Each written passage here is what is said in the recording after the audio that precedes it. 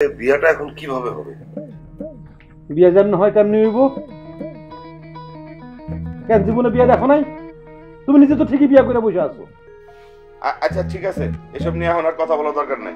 শান্তা, যা জামাই নিয়ে ঘরে যা। আচ্ছা আসো। সুলেমান, যাও তুমি ঘরে যাও। আব্বা, আমার তো কেমন কেমন করে লাগতেছে। কেমন লাগতেছে বলো? হ্যাঁ,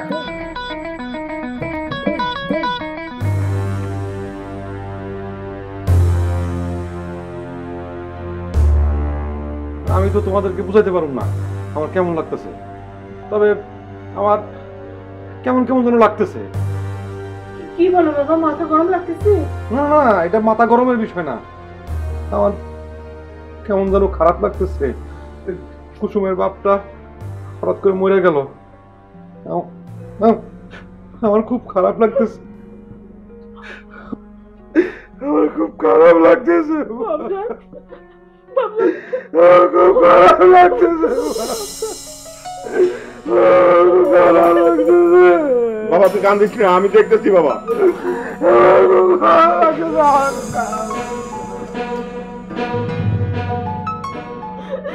এটা কি হইলো? এটা কি হইলো সুলেমানের বাপ? এটা কি হইলো? আমার ছেলের কি হইলো?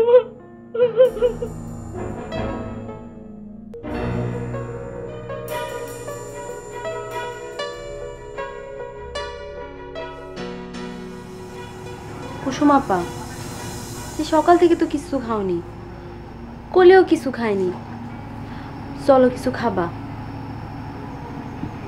আমি এখন কিছু খাবো না রে, কলিরে নিয়ে যা।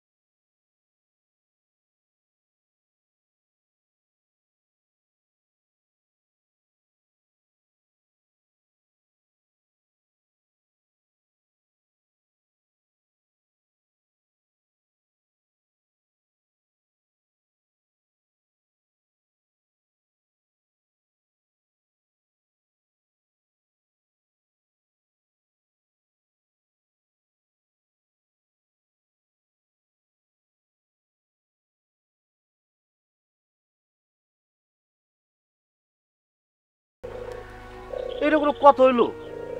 2 দিন পরে মায়ের বিয়া আর এখন মরে গেল, কাজটা ঠিক করে নাই। এই তোর বোকা, এই তোর কথা শুনে মনে হইতেছে যে সে ওই ডাকাতের কাছে বলছে, ডাকাত সাহেব আপনি আমাকে মেরে ফেলেন, সামনে আমার মেয়ের বিবাহ। না আসলে কথা সেটা না, মানে এমন সময় মরে গেল। দোস্ত তোর তো ঝামেলা হয়ে গেল। হ্যাঁ ঝামেলা বুকু বল, কি ঝামেলা? না মানে এই যে তোর বিয়া তো পিছিয়ে যাবে।